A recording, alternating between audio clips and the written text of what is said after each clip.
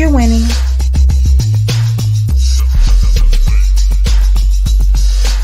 You're winning.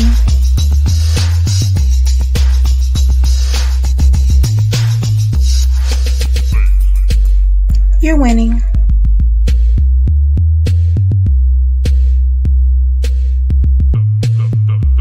You're winning.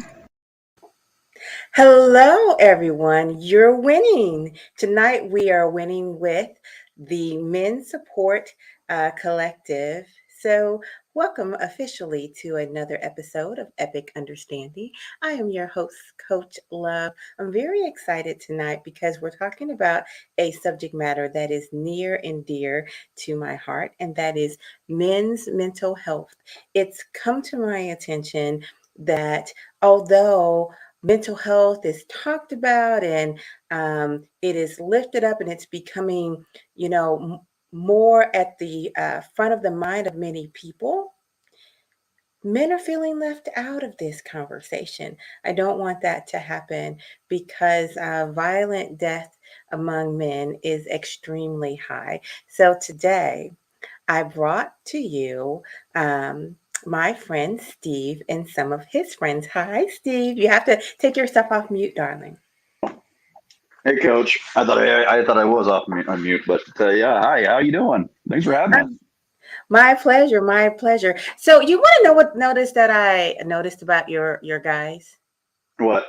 We all have beards, except for Yes, Rick. yes. Yeah. Did you just go out and collect a bunch of men with beards just for me? Because we have our bearded mug challenge. Oh, right. Yeah. I don't know. I guess have the most manliest men of friends. I don't know. Okay. So I'm pretty excited about that. I'm also pretty excited about another project we're working on, Yeah. June 18th, the Men's Mental Health Summit. It's going to be great.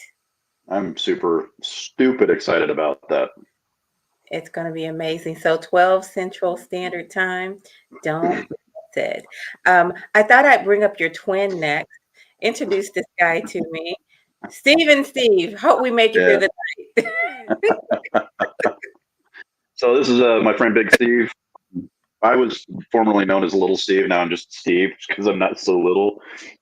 But this is Big Got it. Steve. We've been friends for over 20 years now, and he's been a phenomenal friend that has stuck by me through thick and thin. So I'm really Oh, happy to have him. that's Yeah, really great. the other way around too. He's helped me through a lot of stuff in my life that has been rough.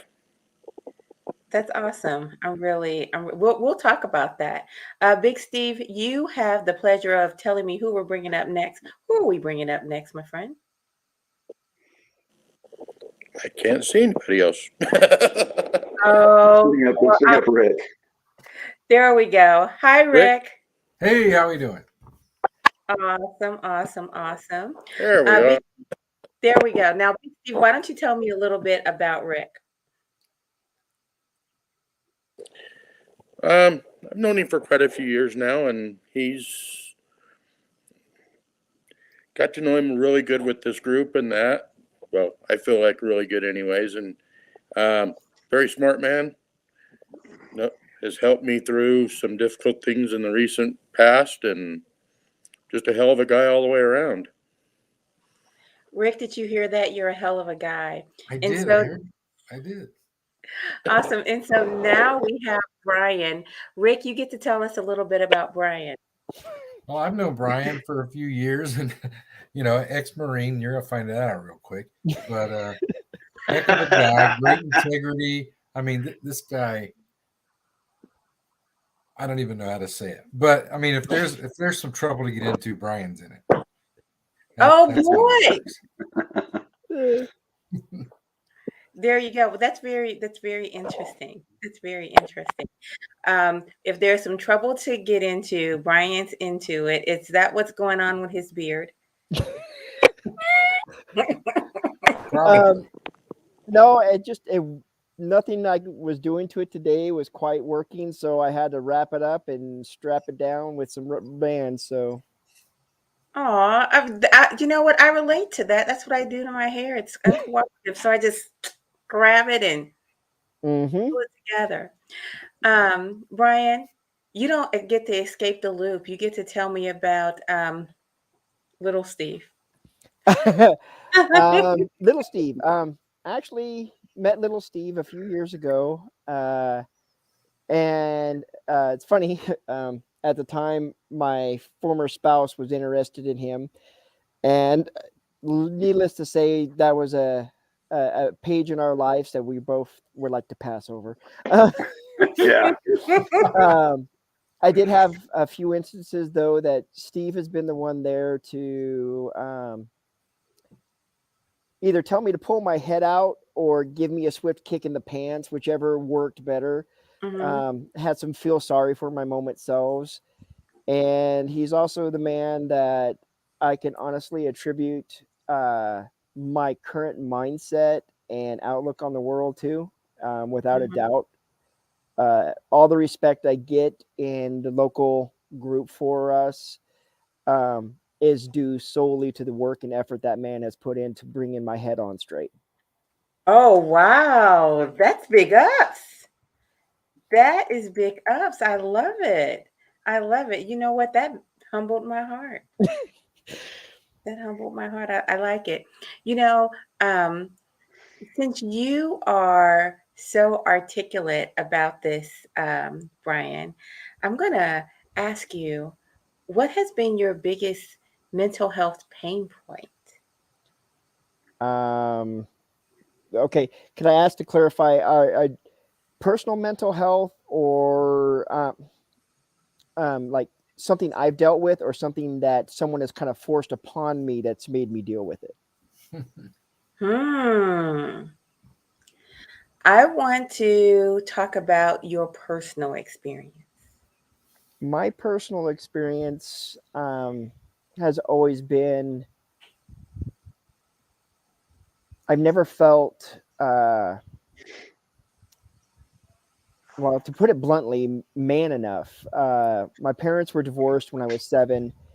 Father always lived separately, primarily under my mother, but I've never felt, even though I was the man of the house, I've never felt man enough about certain things. And when I became of age, turned 18, I knew I wanted to join the service, but hands down, it had always been the Marine Corps because being the at the time a very short person and very thin person, I had something to prove, and the Mm, struggle has always been to and whenever I failed my own personal um, my own personal set goals, I dealt with it very harshly. Like at one point, little Steve had to pull my head out, so to speak, because I felt like an entire loser because things weren't rolling my way. And the because the Marine in me has always got to do it, got to do it, got to do it. And Steve was able to say, hey, no, you're human. Things are going to happen. You have to just focus on what the small step is you need first, then take the next. So it's being very harshly critical on myself that's put me in some very dark places in my life. wow. Wow. Um, no, little Steve. You know, in my mind, Steve JJ is Big Steve. He is the Steve. So I'm, I'm going to have to get, working on this. Um, You could just call me Steve and him Big Steve. okay, let's Yeah. work. That works for me. All right, Steve, jump in here for me and speak to this subject matter, and then kind of expand on it. Regarding what? I'm sorry. Well, the initial question was the your big pain point as it Oh, relates to mental health, whew. and then Brian referred to you in his answer, so I was wanting you to expand on that brotherly relationship that you have with him. And then he also referred to his dad. So I'd like you to speak to that. So it's kind of some layers that I would like you to connect the dots with.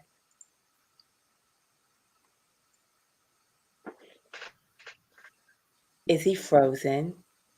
I think he might be frozen. There he is. Work on it. Yeah. He's freezing a little bit. So Rick, I'll go to you. All right. What is your biggest pain point? As it Well, relates my background is psychology, and I kind of when Steve brought up this idea of a support group, I said, man, we got to do this. Because I know growing up, I was in one of those families where just nothing was ever good enough. Mm-hmm. Father was a perfectionist, and everything I did seemed to be, it was, our family background was carpentry, and we refinished antiques and restored homes, Mm-hmm. and everything I built wasn't good enough. I'm 12 years old. I think I built my first bookcase, and it was like he just tore that thing apart. This thing sucks, and I'm thinking, oh my gosh, it's a harsh on a 12-year-old, but Wow. and so that was like an ongoing thing for me. And so early on in my life, I started reaching out to other guys and saying, look, we got to overcome the hole that our father dug for us. They're trying to teach us how to be a man, but they only know how to be overly critical. And so for me, that was a big deal in overcoming that and building a platform where we don't have those issues anymore. I still do woodworking to this day as a hobby. And, I can step back and go, all right, that's good enough.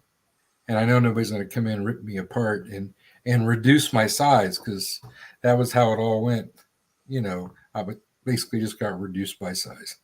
And I even remember my grandfather's only words he ever spoke to me, my great-grandfather anyway, Native American man looked at me and told me one day, look, you are a lion being raised by a mouse pretending to be a bear.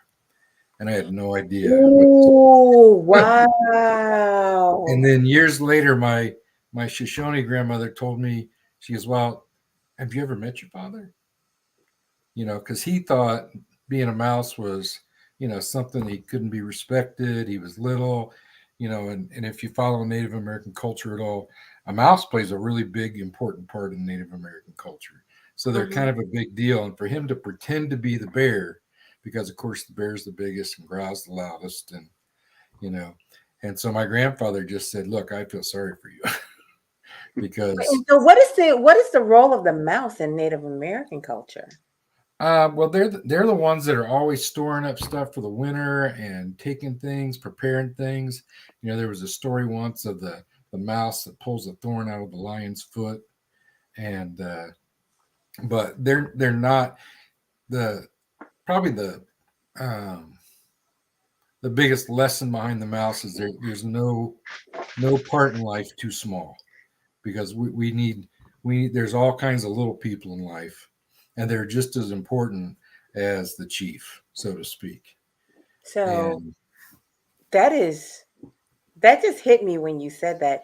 You are a lion being raised by a mouse pretending to be a bear. Oh yes. my goodness, that's powerful. Steve, Yeah. Sorry, I had a bad internet connection. that's okay. I'm hoping it's okay right now, Yeah. because Rick dropped something really powerful on us, and I know you want to talk about the roles that dads play. So Yeah. help me out with that. Well, what was the question that you originally asked me?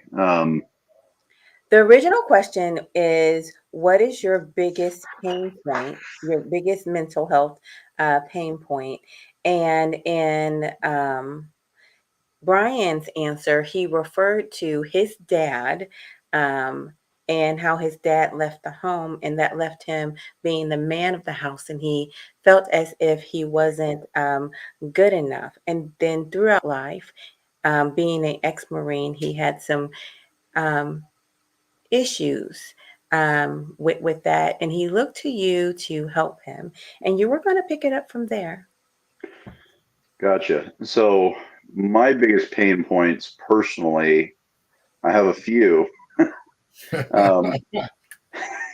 Rick's over here like, yeah. I had a lot, I've been through an awful lot in my life. My daughter was kidnapped when she was 4. I ended up burying 3 of my friends' children. They all passed away under the age of 5.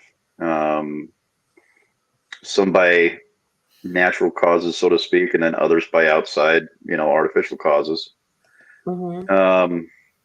And I just recently had my friend Chris, kill himself back in 2018. And so, yeah, there's just a lot of, I've had more friends commit suicide than that, but that was the one that was the closest to me.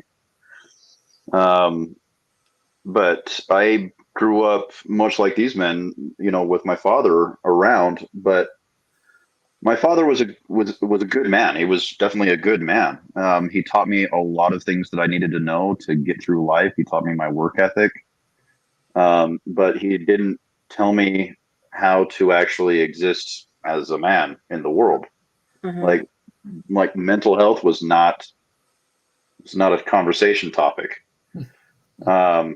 And the way that we're all raised, and I think each one of these men will attest to this, is that we are, quite frankly, socialized from birth to expect no love but for that we can offer.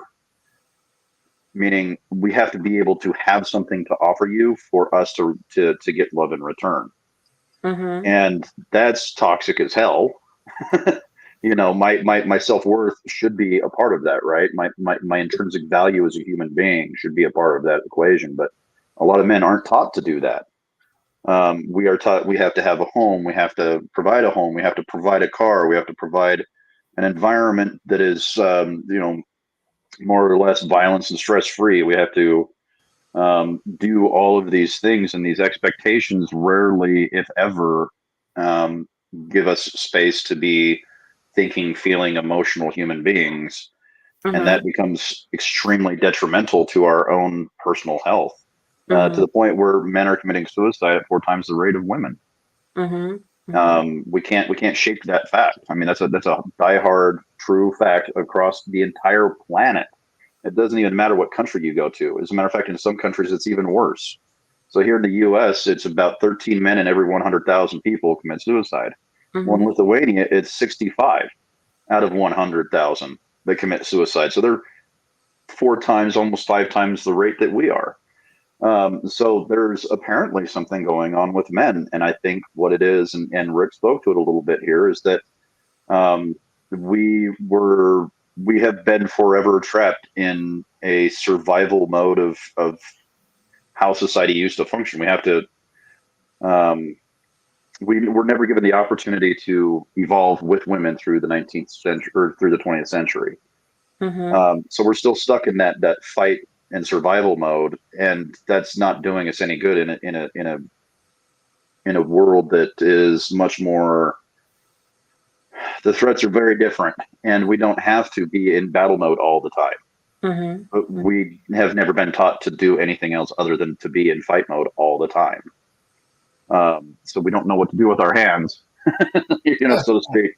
When there's peace, we don't know what that feels like. It feels awkward. And, something that Brian said and what Rick said, and what I will echo is that men aren't, there's a weird expectation that's put on boys that's not put on anybody else. Okay, and what is your feelings don't matter. Get shit done. The only thing that you have to offer is your time. And even at that, the only thing that you really truly have to offer is your life. So what I mean by that is that people don't care how a man feels. They just don't. They care about what the man's doing. And that's all they care about. That you could argue that, sure. But I can tell you from personal experience, a lot of the men that I know and a lot of the men that I talk to in a lot of different places, even in different countries, they still come across with the same concept, is that my intrinsic self-worth is tied directly to my ability to provide or to die. That's pretty much how it rolls. That's heartbreaking, Steve. Give me money or give me death. Is that what you're saying? I think it would be more, I think men's battle cry would be give me love or give me death. Give me love or give me death? Yeah. Men just want to be loved. You know what? So I hear something a lot different from men, and it is men want to be respected more than they want to be loved. Not necessarily that they don't want to be loved, but they want to feel respected. The only reason why I would even remotely kind of push back on that is that you have to understand where the need and desire to be respected is coming from, and it's directly a lack of love that we received earlier on in life. We didn't receive attention. We didn't receive a praise. We didn't receive the loving, caring, emotional, supportive fathers that we deserved. And so we search our entire lives for someone to respect us, because that respect is the foster parent of love. That's what we want. Say that again. Say that again. Respect is the foster parent of love. Respect is the foster parent of love. I've never heard that before. Never heard that before. That's very interesting. I'm just going to ask maybe the guys to expand on that. Who wants you? Okay, Brian.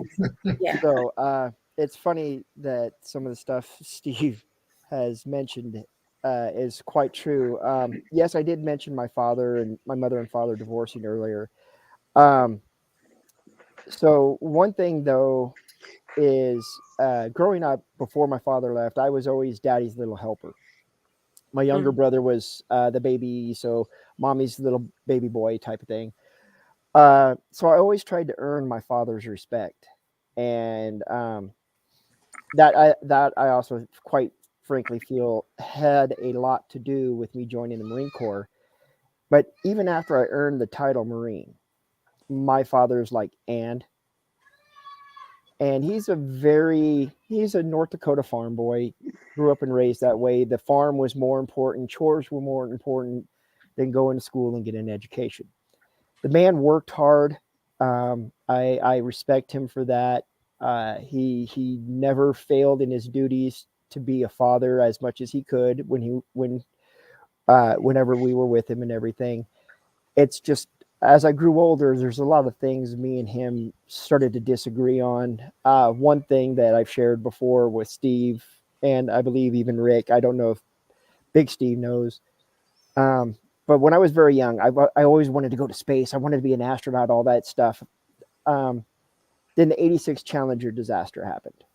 Mm-hmm. Years go by, and they're about ready to launch the next shuttle. And I was so excited, so ready to watch it on TV.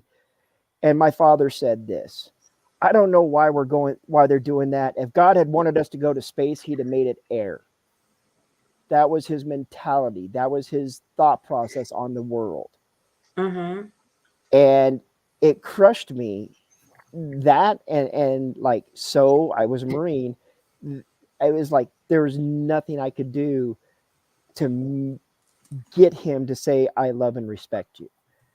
And at this point, I love the man. I respect him, but I know for a fact if I was to get the news that he'd passed, I'd go to his funeral and not one tear would be shed. That's tough. That is that I can understand that, but that's very tough. I am going to do a survey. We've been doing these surveys within the confines of the mental health conference link, and I'm going to put out there which is more important, love or respect, for men. And I just want to see what the mind set is. What you said, Steve, is so powerful. I feel like I got to dig into that. Love is the respect is the foster parent or foster child Foster for parent. foster parent for love. Respect is the foster parent for For love. respect is the foster parent for love. I don't even know if I know what that means. What does that mean? What does that mean? So if we can't get love, we'll take respect. Oh, okay. Okay. So, some of the things that drive many men is we need to feel needed, right? We need to feel needed. Mm-hmm. We would like to be loved, but many men don't feel like they're loved, but they're needed. Mm-hmm. And men want to be respected, but sometimes that doesn't happen either, but we're still needed, right? So we're constantly not getting what we want and what we need and what we deserve, right? Mm-hmm. Occasionally you get lucky, like myself. Like, I have an amazing and beautiful wife who supports all the things that I do, and I've found my happy place. That is, I feel genuine love in my relationship. Mm-hmm. But I never felt that in any other relationship I ever had. Mm-hmm. They were marriages of obligation, or marriages of duty, or marriages of convenience. But it was never about love. Mm-hmm. But this is also the first relationship I've ever been in where I wasn't the sole person working for a living. Like, my wife makes just as much money as I do, Mm-hmm. which is, that's new to me. I've always been another person's career choice. So I've I've never felt that kind of I don't know how to put it, but it's difficult to explain. But it's almost like I'm not alone in the relationship here. I see. So if that makes sense. So yeah, men are constantly searching for love, and if we can't get love, we'll take respect. It's the next best thing. Wow. Wow. Um, and I'm just rolling back to, um, I have a Christian background, and that's just so different than what we're taught in the church. Biblically, it says, "Men love your wives, women respect your husbands." So I'm just curious. I'm Yeah, gonna go it didn't say love your husbands. It says respect your husbands. right, right, and it's not that you should not do. You do not. It's not that you should not do both. It's just that. Um, for years, I've been listening to the preachers with an S talk about how much men want respect. So hearing you say that is so different for me. I'm not challenging it. I'm just saying that's how my mind feels, right? And so, Steve, Big Steve, you've been quiet over there, so that makes the teacher in me wants to call on you.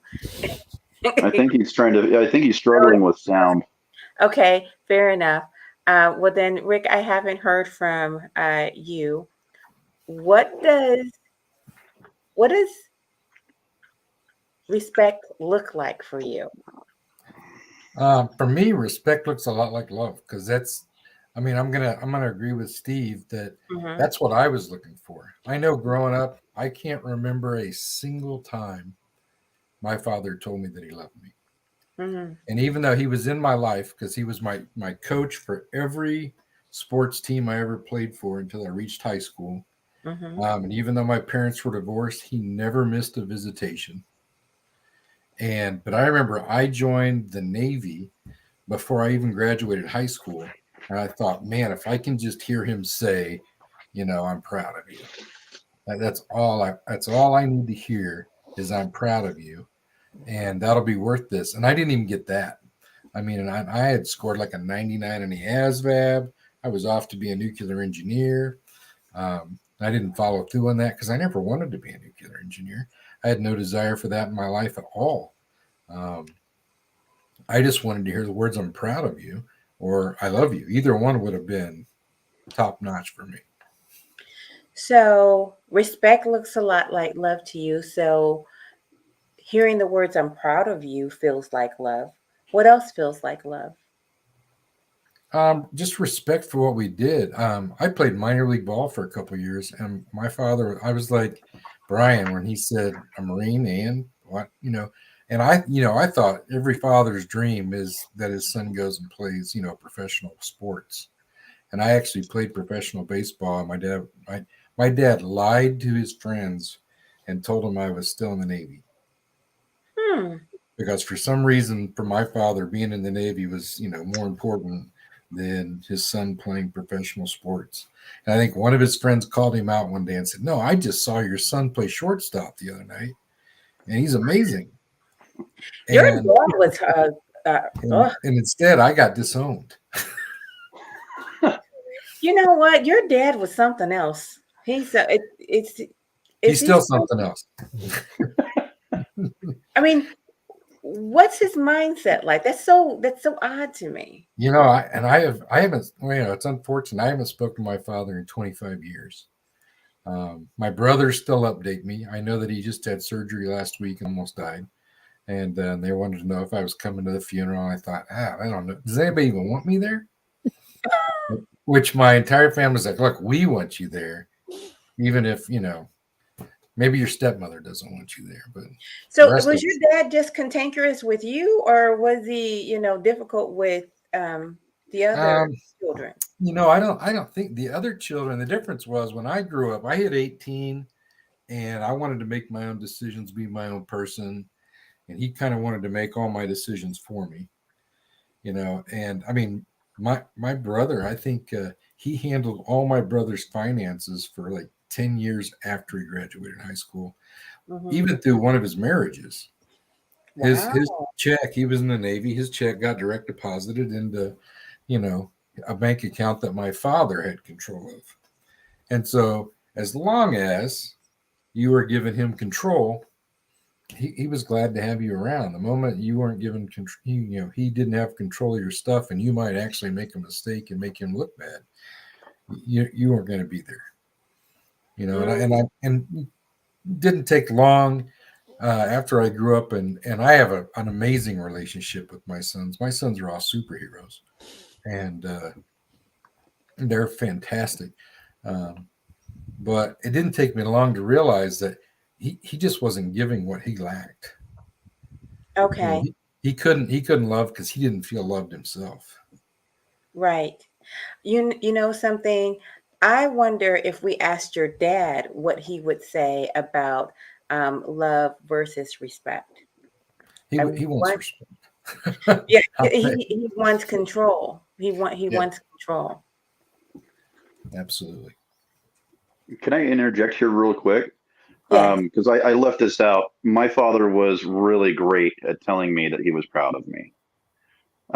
He would brag to people around us about how great I was at a lot of these, things like sports. I played baseball, I played soccer, I did a lot of different things. I was golfing. I almost went pro for that. But ended up getting divorced, and so that never worked out. So both my parents never ever made me feel like I wasn't loved or that I wasn't making them proud. Even when I was doing the worst job at doing whatever I was doing, like, I was a drug addict for, a number of years. They still never made me feel like I was a piece of trash. None of that. I never had any of that manipulative behavior that some of these guys are expressing. But I've seen more than enough of it in other men's fathers. So it's not anything that's like, a mystery to any of us. We've all heard it from other men and other men's fathers. But I never had to deal with that. I didn't have it seems like an emotionally available father. That was the only downside that I had growing up, was I didn't know how my dad felt. I always joke around about my dad having the emotional range of a cucumber. I mean, it's funny, but he's a great man. He gave me so many incredible tools, but the most important tool that he ever gave me was pride in myself. A huge self-value, self-worth. So I have to give him that credit. I had a great father in that regard, and I had a great mother. So what I'm trying to do is I'm trying to highlight men who didn't. And what concerns me is that there were far more men who had way less of a great parent than I did.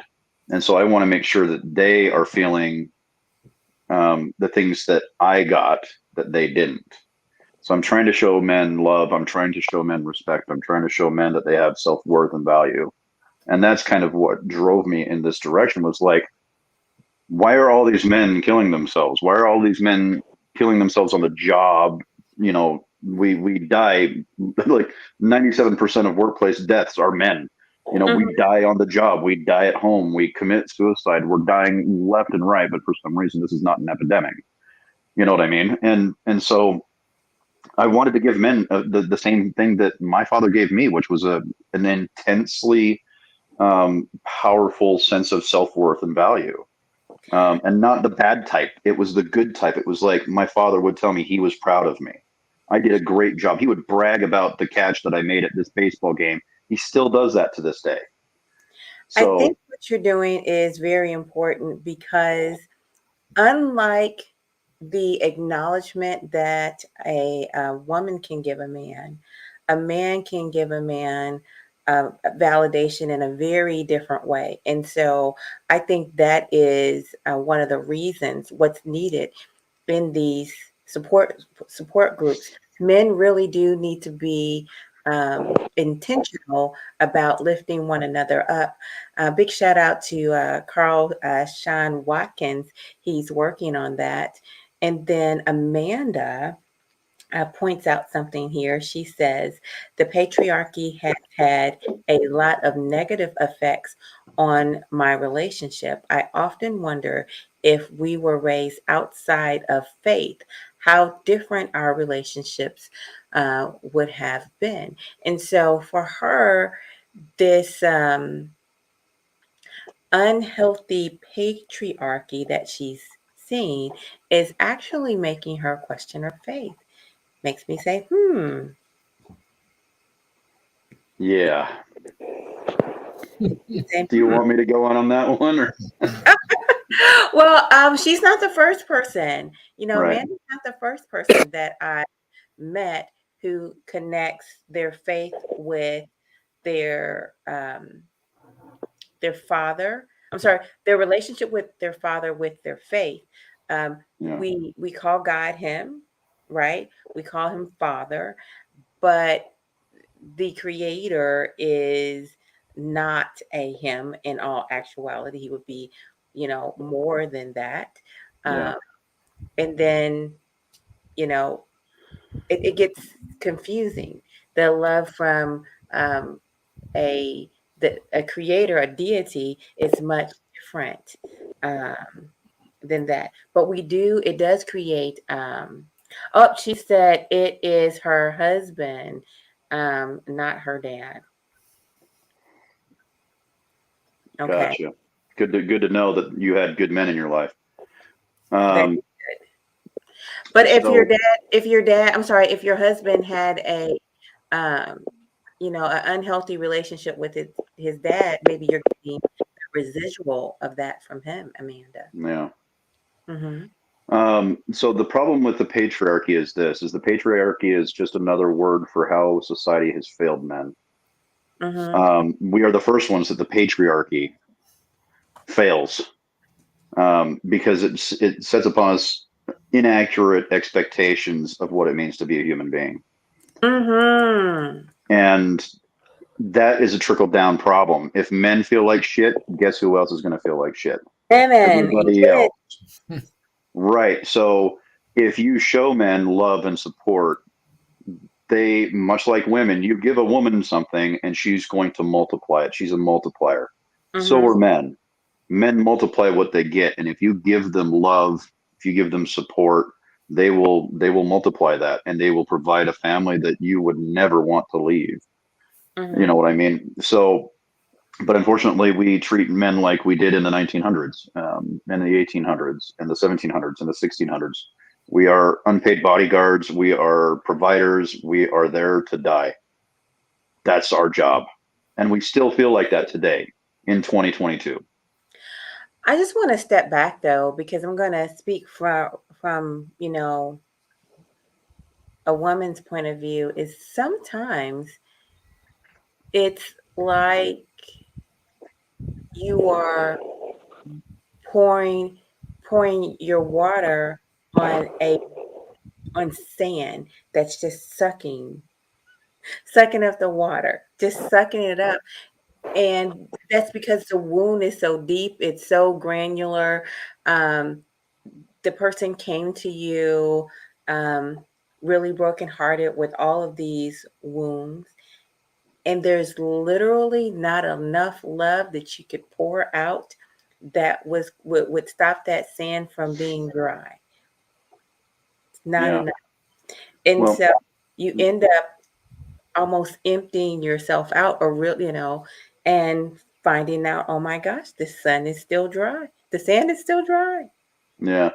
Well, something that you could also look at it using your analogy there, Coach, is so let's say that love is the water, right? And you are Mm-hmm. the sand. Yes. And you just can't get enough. Mm-hmm. So what is the next ingredient you add? You add respect, Mm-hmm. right? So now you've added lie, and now you're making concrete, right? So you're actually able to form something that can hold water. Mm-hmm. And now you've got a bowl that is holding all the love that you can give it. Mm-hmm. So in that sense, we need more than just love or more than just respect. We need all of the things. You know what I mean? We need love, support. We need access to mental health. We need people to be there to talk to us and talk us out of bad ideas, to talk us down, to help us move forward through our own traumas. Because men's mental health, we don't have it. It doesn't really exist in the same sense. Where it's very clear that it does not exist in the same sense, because we wouldn't be killing ourselves at such a ridiculous rate if it was. I Which is why I love doing these things with you, is because it brings attention to the things that men have Yes. been so afraid to talk about forever, really. And now we're finally saying, please just love us. Give us the access to help fix ourselves and fix the past traumas, the generational trauma caused by men to other men, right? Help us fix this problem so you, women, and other people don't have to suffer for it. Let's go to the generational situation, because I partner with ACEs Matter, Adverse Childhood Experiences, and Amanda's speaking to that as well, because there are like generational, curses or generational traumas that men are dealing with that a wife cannot fix alone, a girlfriend cannot fix alone. And someone mentioned that, they talk to their wife and they say, okay, I'm going to group. And she's like, good, go. Yeah, go do it. Right. So I cannot highlight the importance that men, you guys have to come shoulder to shoulder. You have to put your arms around one another, because you you can't get it from Sports Center, and you can't get it from just your wife, and there's not enough basketball or golf that you can play in the world. You have to have real life conversations. You have to have real life conversations. I'm going to try Big Steve again and check on him and see if he can jump in and speak to this Sounds like matter. he's got sound. Do you have sound, Big Steve? Not quite yet. Brian, It's Oh, in and out. So Yeah. did you have something you want to share? Okay, I am going to go to Rick. kind of Rick, confused about where you're at. I don't think his sound is working at all. It's It just sounds spotty. like he's got an internet problem too. Yeah, you're a little spotty, Steve, but we're thinking about you and your big long beard. Yes, sir. Rick, Speak to this subject matter, please. Um, absolutely. That's what I'm gonna. When it comes to the camaraderie that men can give other men, and a validation. I mean, it being with these guys, um, it helps take care of some of those wounds that we got as kids. Mm-hmm. We were growing up, and because I don't know, for some reason, it seems like when me and my wife have a great relationship, and but there are times that it's like, look, you just don't get it.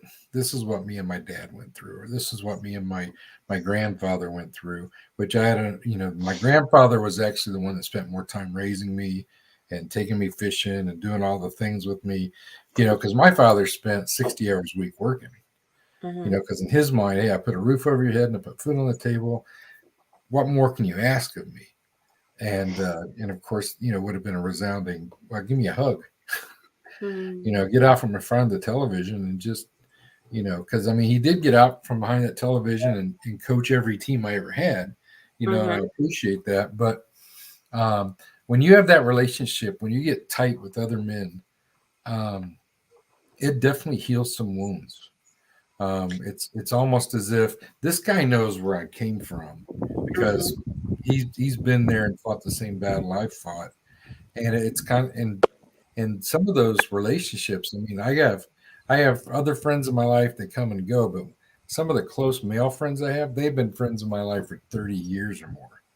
And I mean, we may not see each other for a couple months, and we see each other tomorrow, and it's like, oh, hey, here's my best friend, and because we just I don't want to say we can commiserate, but um, we got an understanding of where each other's coming from, and when we can start to provide what other men need, that's when, and that's kind of what this group does. When we invite, when we see a man who's in need, we invite him in and make him right at home, and it's a place where you can come and you can share your shit, you can cry, and you can get mad, upset, whatever, and we just go, all right, brother, let's keep on going. Let's That's fight the good awesome. fight.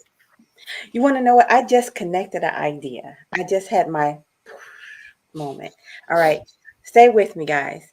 Amanda says this, and the fear of owning it. Okay. And what she's talking about is owning your stuff, owning your pain. All right. Mhm. I heard, earlier in the week, or I should say last week, that most men, it was like a secret, most men don't know how to be men, right? It was like a secret that this guy dropped on me, and he was said, "That's so taboo. That's so taboo." He said, and and then I actually heard another man. This man is famous, and he talked about how he asked a bunch of men how to be men, and they all kicked the can down the road. Right? Mhm. They all kicked the can down. You'll find out found some creative way of never answering the question. Okay, that creates a wound in itself. Then you have this unsure idea of what a man is, and this wound is being created. The only way to heal that is to have the Me Too moment with brothers, and for a man to say, well, you're still a man even if you don't do this, and even if you're feeling that way, and a woman can't do that for you. Right. You have to heal together. And I want to say this last thing.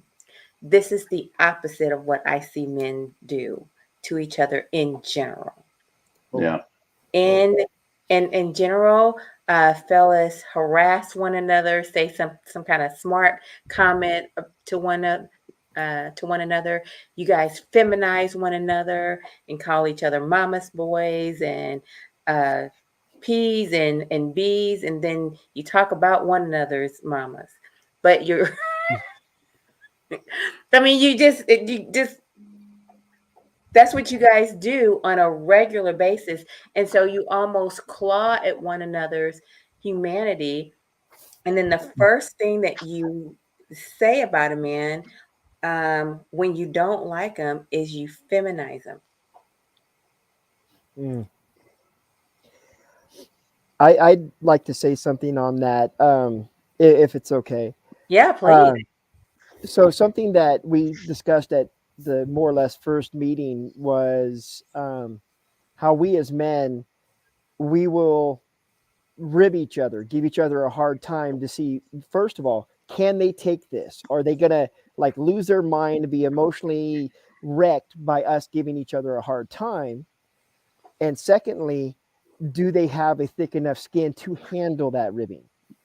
Um, one instance that comes to mind is a young friend of mine, mid 20s. He never had really major male friends and role models in his life. Mm-hmm. And when he would come over and when he'd come to get-togethers that I was hosting, I would give him a hard time. I would give him a little bit of ribbing and teasing and whatnot. And the woman he's dating is a good friend of mine, and she was like, "Is there something wrong? Do you not like him?" And I'm like, "What do you mean?" And she's like, "Well, he says that you tease him and give him a hard time." And it dawned on me. It was like a smack in the face. It's like, oh wow, he doesn't understand that. He doesn't realize that um, that there was a saying that I came across in the service is, if I didn't like you, I wouldn't tease you. And that's how it is we get someone who we respect and care about and see as a friend, a comrade of whatever form you want to use. We're going to know those dark secrets, and we're going to give them a hard time about it. And that is something that we use to kind of measure each other. And once I knew that, and I sat him down, I was like, "Hey, understand, I give you a hard time because I appreciate you. I enjoy having you in my life. I enjoy every time you come over and we chat and talk about things." He'll call me up, says, "I don't know how to do this," because again, he didn't have a father around to really show him how to repair things and work on things. So he calls me, and I happily go down there when I get the chance and help him. And I'm like, this is something that I enjoy doing. It's me sharing my knowledge and understanding with him so that I can see him become better each day. And he has. I've told him many times since then that I am so proud of the man that I've watched him become. Mm-hmm. Mm-hmm. Now, with that, go ahead. You had to educate him on that's part of being a man, but why is why is that ribbing part of being a man? I can't What I is that? can't speak to where that comes from. That's something maybe either Rick or Steve would know. I just know that's kind of how it happened with me and growing up and learning that through trial and error, that's kind of how friends were. Now, something I wanted to quick also touch on is you were talking about men not knowing how to be men. And I know this is going to sound cheesy. Oh my goodness, this is cheesy. Um, because my father wasn't always around, to me, what I thought a man was when I was growing up in the 80s was the movies that I saw. Mm-hmm. Rocky, Rambo, any of the ones with a big male, that that's what I thought a man was, is you did what needed to be done. If you got hurt, you sucked it up, brushed it off the dirt, and you kept on going. Like I grew up watching John Wayne movies too because of my mom and family. So those were the men that I aspired to be. And I didn't realize just how bad that could be until much older. And my last quick thing I wanted to add on was something that Steve had mentioned about not having a whole lot of access to mental health. It's not just that there's not a lot of access because there's not a lot of people who are willing to deal or understand the things that men go through, but there is such an evil stigma about it. The stigma is so bad, especially my first time seeing a therapist. I was quite young, Mm-hmm. And I had to, I saw them a couple times, but the first major one that actually impacted my life in such a way that I did not see how bad it was for other males was when I was actually in the Marine Corps and I had to see a doctor or a psychologist because I was dealing with major depressive issues over the ending of my first marriage. Mm-hmm. And if you want to talk about being stigmatized, be a Marine that they take away your weapon Mm. and everyone in your unit, and I'm just talking not the 4 or 5 guys that you work with, but your unit up to 1,000 other Marines, soldiers, whatever, know that something's wrong with you because you're the only one out doing training that doesn't have a weapon. And that puts a spotlight on you like you do not want.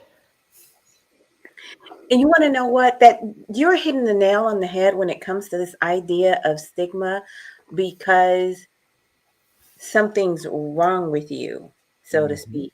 You're dangerous. Something's wrong with you. You're unhealthy. You're somehow less than. But maybe something's right with you because you're getting yourself checked out. You know, we Yeah. wouldn't say that about a physical wound. We wouldn't say that. Oh no, you would get all the respect and the time you ever needed to recover from a physical wound. Oh, even more so if it was something that happened in combat.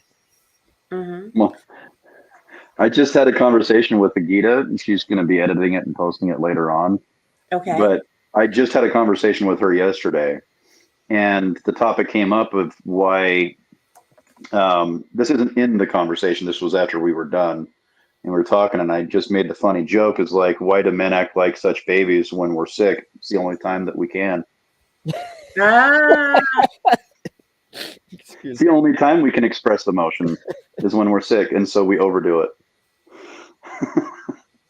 So kind of a bummer, but somewhat accurate, and she just, we had, it was a good conversation. But to speak to what Brian and you were talking about is the reason why men, I want to generalize this. I don't want to say all men and all reasons, but I think the reason why men do the ribbing is that we need to test the water. We need to see if this dude is going to be okay to be around. Like, is he going to flip his crap over every small little problem, and then that stresses me out, right? Mm. Or can this dude handle it? Can he handle being around? Can he handle doing the things that we need him to do? Can we rely on him?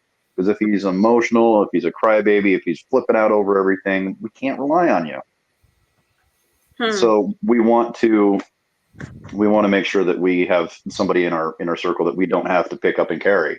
We need you to carry your damn self. That's part of the process of being a man. Is we need to be able to rely on you to be the thing that we need you to be. That's fair enough. Steve, what say you? Big Steve, what say you? Well, hopefully this is all working. It's working. Yes, we hear you. Yeah. Maybe it was just your house, dude. Maybe you're just in an internet black hole in there. Yeah, because I'm over at the mall now and just running off my phone, and it seems to be working good. Awesome. He had to retreat to his car. Yeah, exactly. Yeah. So I'm kind of lost on where we're at because I haven't had much of anything for a little bit. So what subject are we on? Tell me this, Big Steve. What is the first thing you do when you're getting to know a guy? What's one of the first things you do? I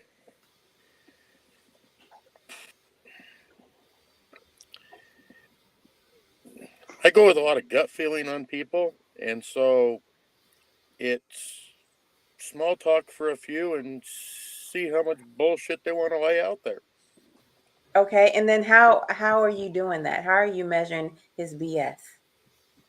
A lot of it's talking about stuff that I know stuff about and not correcting them on anything, just letting them spill what they got to spill, and then call them out on their BS later.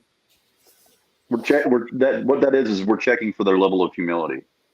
Yes. Okay. Okay, So, that's fair enough. Because we and were then just talking. Go ahead. We were talking about how men really rib each other, when you first meet one another. Or now, shouldn't say first meet, but you guys kind of do it when you first meet one another. Oh, we do it forever. Yeah, you yeah, you Yeah. you, you that's a talk crap lifelong. to one another. Yeah, You we talk we, we crap, do it at our meetings. but Oh, sometimes you see it's okay for you guys to do it at your meetings because you also build one another up, We right? Yeah. also Absolutely. like, okay, so we have to go back there a little bit because there's something that needs to be explained. We're also testing for limits. Like, what does this do to limits? mhm. And Yeah. you make sure that you don't go over that, because the first time you push him a little bit too far and he's like, say that again, I'm going to knock you out. And then you're like, okay, I know where the boundary of our friendship is. Right. And so you That can, that's it. You don't cross that again. yep, you don't cross that again. And if you really want to, dude's probably going to knock you out. So it's those, we establish boundaries in really weird ways, but we know where they're at. They're solid. I know where Big Steve's lines are, and I don't cross them. I know where Brian's are. I know where Rick's is. I know where every man in my life. I know where their breaking point is, and I make sure not to cross those. So ribbing gives us the opportunity to kind of to bond, but also to test boundaries. Yeah. Okay, that's fair enough. Because boundaries are extremely important. And Mhm. then this is just a big shout out. Yes, Jenny, I told them that they couldn't come unless they had beards. That was a requirement. Hashtag bearded mug challenge. There you go. Yeah. But What was the first question that you asked us, Coach? I'd be interested to hear Big Steve's perspective. I can what? recall it. It Go was the ahead. role of fathers are played in our lives. Well, it's where's the pain, wasn't it, Oh Coach? yeah, Exactly. that's what Yeah. I was saying. Right. So the question is, Steve, what is your pain point as a man? What's your most significant pain point? So, um, Are you okay with talking about it? yeah, yeah. Okay. My son. I Mm, lost my son just over 4 years ago. okay. So that's just a rough one. That's the rough one. So it's dealing with your grief about your son. Yeah. And I'm curious if you did not have this group of guys to come express that to, how would you be handling it? Honestly, um, I probably wouldn't be here. That's what I was going to say. He'd probably be gone long before now. Mm-hmm. Mm-hmm. Like, he was the first one that was like, hey, when's this happening? When's this happening? When's this happening? When are we going to have this meeting? Like, I need this meeting.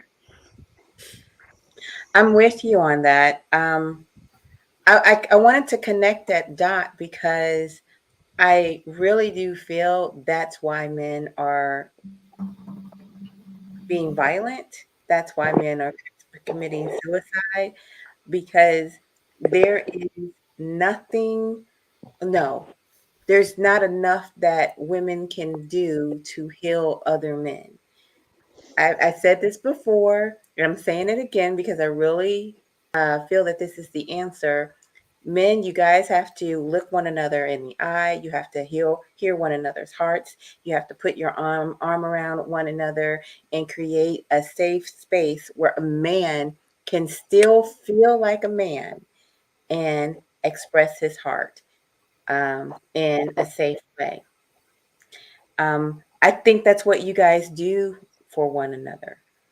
I Yeah. think that you replenish one another, um, you know, in a Well, manly way. there's also something else too here, Coach, which is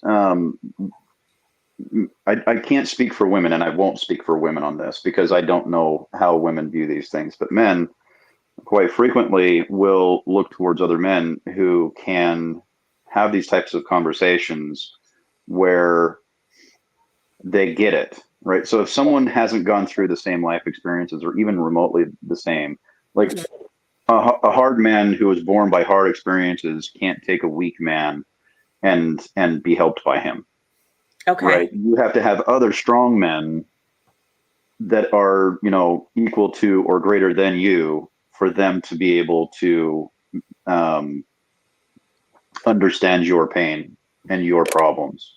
Right? So Big Steve wouldn't be able to go to a church meeting, of 13-year-olds and try and express his feelings on his issues. Right? He has to go to men who have lost things, who have lost people, who have lost lives, who have lost everything in the pursuit of their goals. We have to be able to connect with people who have similar experiences, and we just can't walk into somewhere and expect to get what's the word I'm looking for, Rick? Not justification, but the word I'm looking for. Validation. Thank you. The validation that we need to continue on. It's the validation has to come from a worthy partner, so to speak. Does that make sense? So our partners in that are the men around us. So like all of the men around us are surrogate fathers to us. That's a good way of thinking about it. So each one of these men are a surrogate father to me in aspects of the things that I didn't get or the things that they didn't get. I can play a role in that. And we look at each other and we say, "Hey, I'm proud of you. You did awesome here.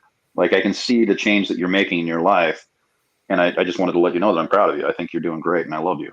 Right? We end all of our meetings pretty much with hugging, telling everybody that we're proud of each other, and telling each other that we love each other, and it's not a big deal. If someone's got an issue with it, well, F you. I don't give a shit. Wow. Maybe men need love from men and respect from women, but I'm just supposing. This perhaps this is Joe. He is a member of our community, Loveland. I'm going to just tell a little bit about him. He is only 22 years old.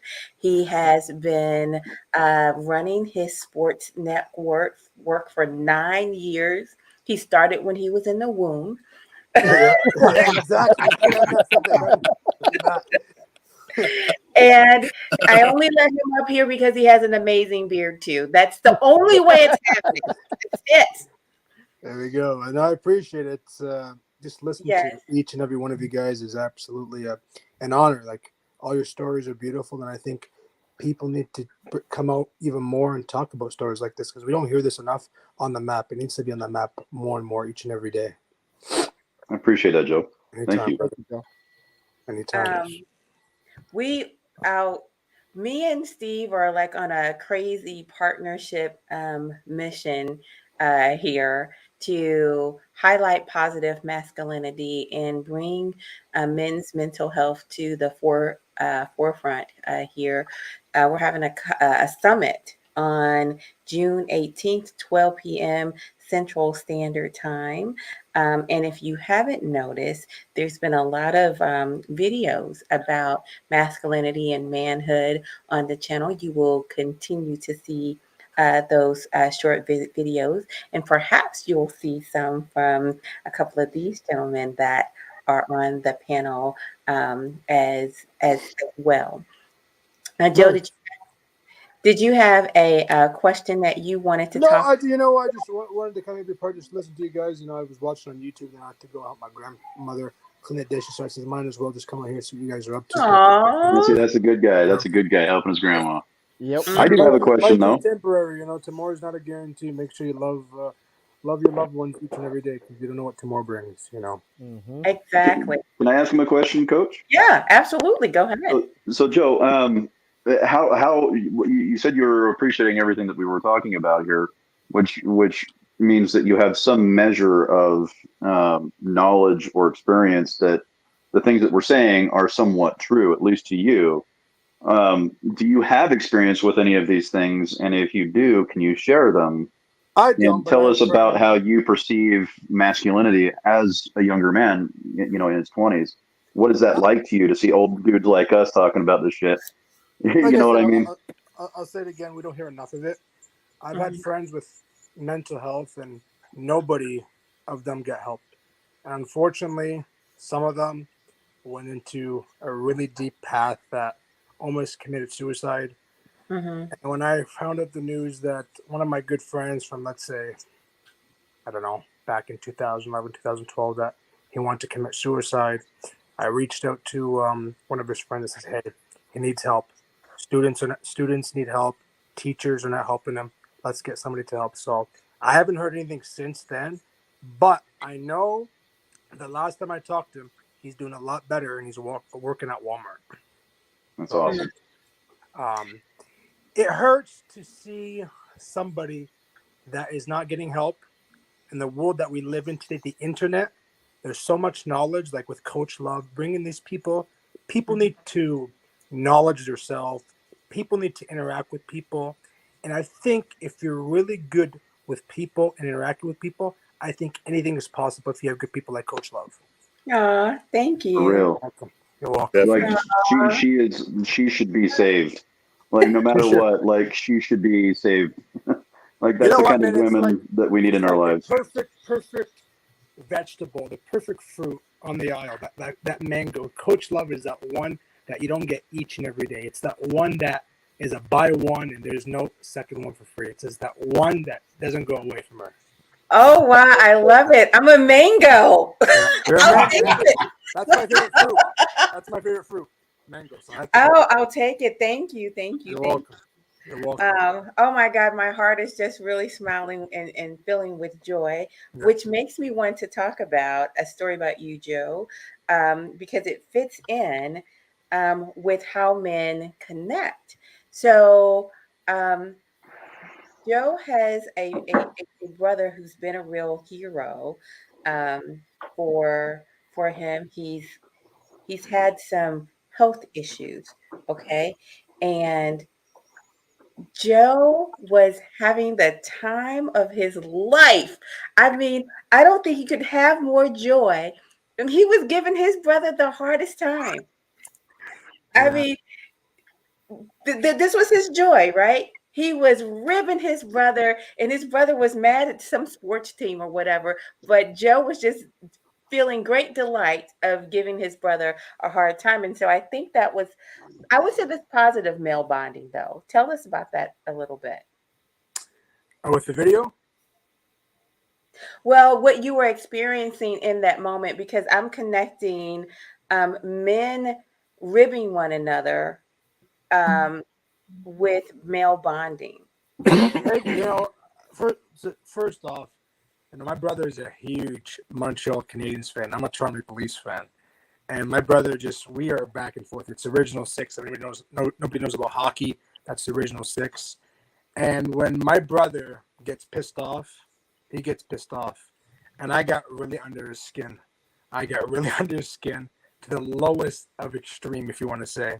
And as when I got under his skin, I made him say those words. But when we bond together was at the end.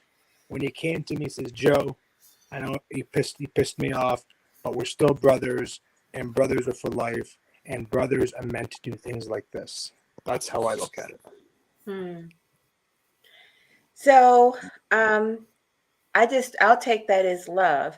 And I'm wanting men who don't have necessarily dads or those close relationships with brothers to understand what love looks like. And I said something a little bit in jest earlier, that men need love from other men, but they need respect from women. I'm curious, Rick, what do you think about that comment? I think you might be onto something there, because I think it speaks to me when it comes to, because I got some really great relationships with a lot of great men, and that happened. I mean, that started. You're playing pro sports in the locker room. There's no end to ribbing that goes on in a locker room, but and then those relationships carried on.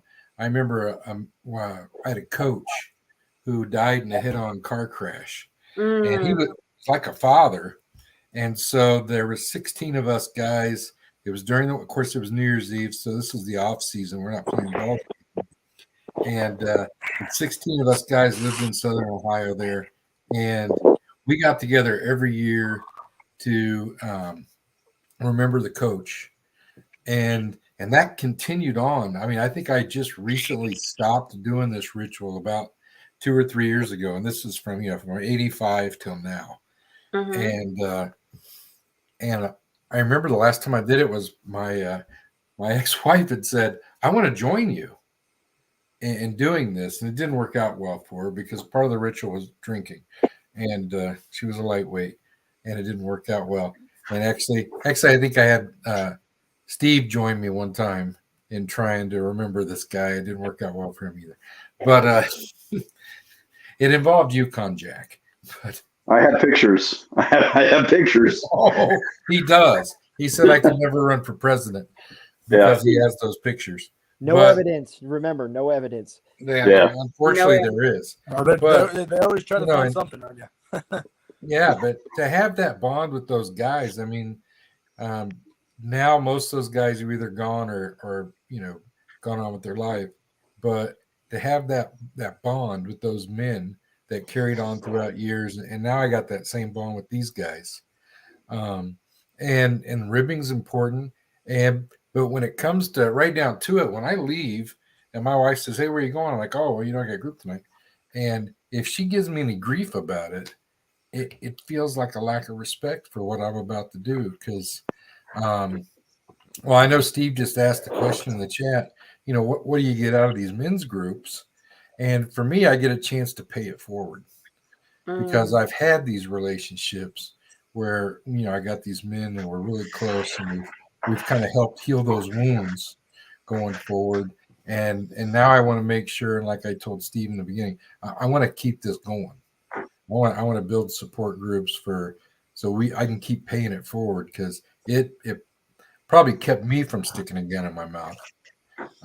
Having these support groups with men and making those bonds, and there are times that people outside hear about it. My wife or one of her friends will hear about it and go, "A men's support group? Come on, man. What do you guys knit or something?"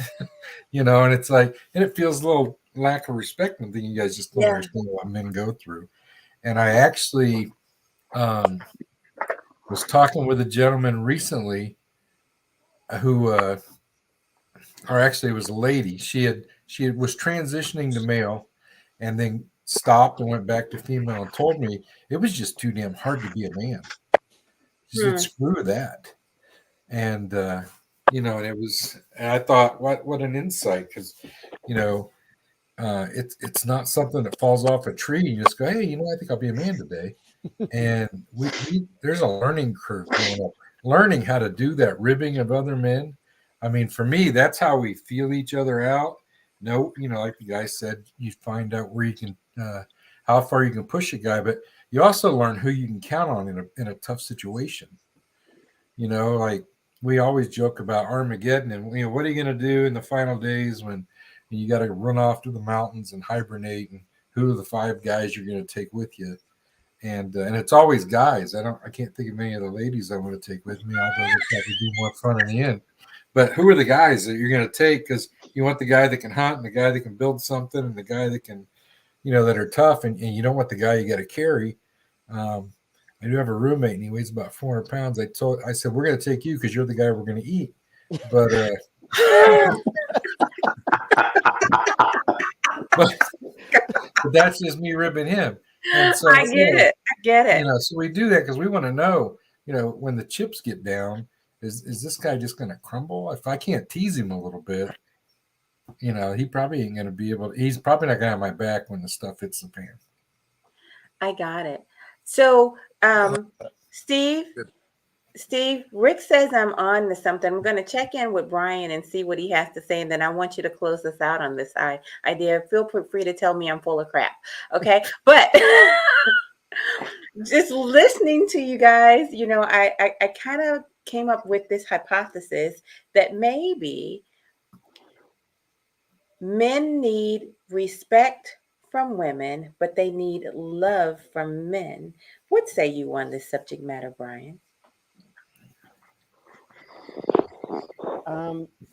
Actually, that's quite insightful. I hadn't never thought of it in that aspect.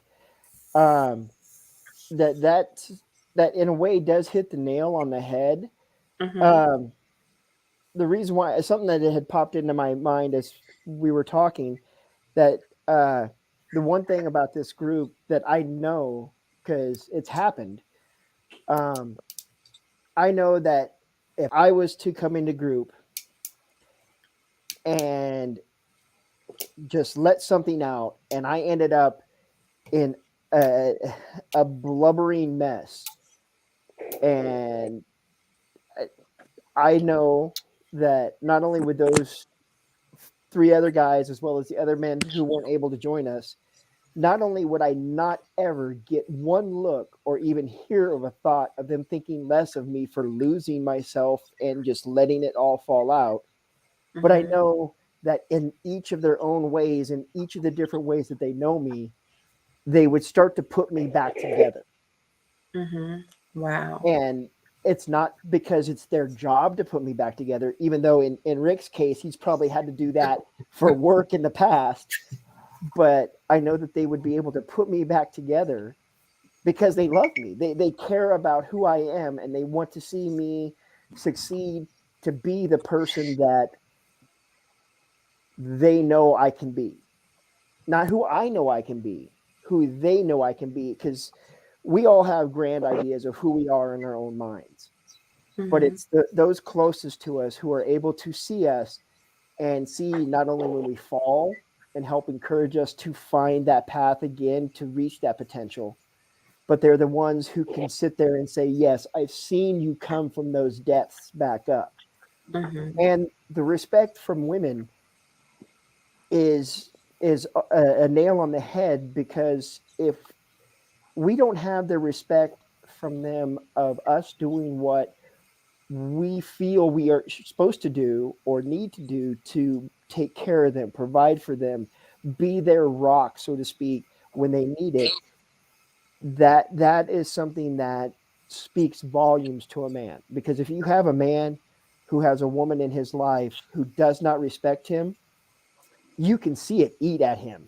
I can guarantee you, to every single man that's on here, even Joe, probably in his young age, has seen a man who's dealt with that and how it eats away at who he is. It He kills me. loses. It burns when I hear. When Oh I see yeah, it kills their self-esteem. It kills their self-confidence. It kills everything about them that they need to be there for someone else.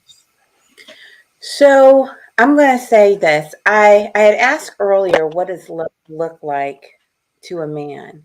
But I think what I'm hearing from you guys is love looks like um, acknowledgement of what your journey is. It looks like understanding of what it takes for you to hold yourself up and what you might be going through. It looks like acceptance of what's happening to you, and it looks like support, just maybe a hand up to how you might get to the next step. And maybe it's just the next moment, like in Steve's case, when his son is, left this earth and saying you can do it. Maybe that's a support, or maybe it looks like um, in Rick's case, acknowledging that you're proud of him and what he's doing. So I think that's very powerful. I, as a woman, may have actually been able to put into words specifically what love looks like from man to man, and how you guys can help one another on your journey so that guns and suicide is not the answer. Now, Steve, feel free to tell me I'm full of crap, and if you do, you're going to get a spanking. Threaten me with a good time. I'm not I'm catching that one. I'm calling Yeah. your wife. We're getting the clippers. It's on. Yeah. You know, a lot of what Brian was talking about there reminded me, like it immediately hit me. It was Cornell West. Try again, fail better. You keep getting back up and you keep trying to do better every single time. There was a quote by Alexander Solzhenitsyn, who wrote the Gulag Archipelago, and he said, "You only have power over people as long as you don't take everything away from them. But when you've robbed a man of everything, he's no longer in your power. He's free again." Mhm. And the problem that comes with that is that's also a threat. Okay, if you take everything from a man and he has nothing left, what's stopping him from being civil? Nothing. Mhm. I don't need to be civil anymore. And that's what you're seeing. You're seeing men who are uncivil because everything is being taken from us. Our loves, our families, our children, our effort, our time, our love, Mhm. everything that we have is taken from us on a regular basis. That's why you see the suicide rate among divorced men are some of the highest in the country. Mhm. Those just happen to be men that would rather kill themselves than kill everybody else, which we should be thankful for. Yes, Sadly. You know what I mean? But we have to give men something to live for. You know what I mean? We have to somehow fill that void in men's lives so that they're not filling it with the barrel of a gun. Mhm. And I think that's the most important, critical aspect of the entire conversation that we're having here is that we're trying to give men something more than they've ever been given before, which is both love and respect. And I Mhm. think we need it in equal measure from every single person that we can come into contact with. So giving people who are going through different things than you is also important. So it's also the reason why I'm an advocate of the trans movement, is because those people need our help, they need our love, they need our support because they're going through something incredibly difficult. They're trying to make a transition that we will never make, Mhm. right? And whether you agree with the concept of transgender, what they call transgenderism, but we'll just call it the trans movement, is that there's so many things wrapped up in there. You also have the conversation about submissive men, which I've spoken to about before. Submission does not equal weak. Mhm. Stop thinking that submissive men or submissive women are weak and you know deserve your domination. No, right off with that. That is bullshit. Knock it off. And if you're doing that, um, you probably need to scrub your conscience clean because that's a nasty ass way of looking at other human beings. We had that question if a man could be submissive and still be a man. I saw the result of that too. Yeah. Love all, hate none. Love all, Yeah. hate none. Well, Coach, I love the fact that you put that on there because I looked at the results and I hope they're the same as they were before. But you asked the question, can submissive men be masculine too? And I believe that the yes was massively overriding the answer of no. So That was submissive men can be men. right. You know what? I'll have to check that. But that's my feeling. I do not equate submissiveness to weakness. As a woman, one of the most frustrating things sometimes dealing with a man in which you know more about something than he does is when he wants to be dominant and he just doesn't have the information. Right. Right. Um, So I will tell you, um, some women don't do this. I will admit I do because I don't feel the need to force my opinion. Um, and I had a boss that was that way. And so I would ask him a question that leads him to the answer to say what the answer was. You know, I'd find a way of presenting it to him so that he could come up with the answer for himself. And so it's a I don't know, it's a submissive trick when you know a man just needs to be dominant in that way. Now, some women are very frustrated with this dynamic and don't feel that they should have to do it. And I'm not saying you should have to, I'm just saying it's effective. Right. I'm just trying to get it done.